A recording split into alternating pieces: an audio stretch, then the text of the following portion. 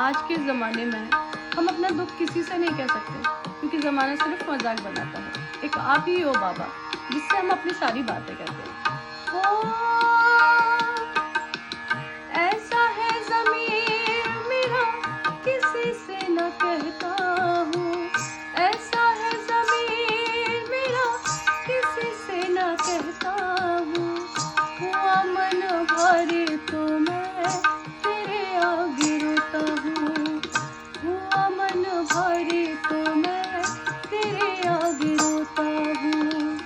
और कितनी बूंदें बाबा चढ़ानी पड़ेगी, और कितनी बूंदें बाबा चढ़ानी पड़ेगी।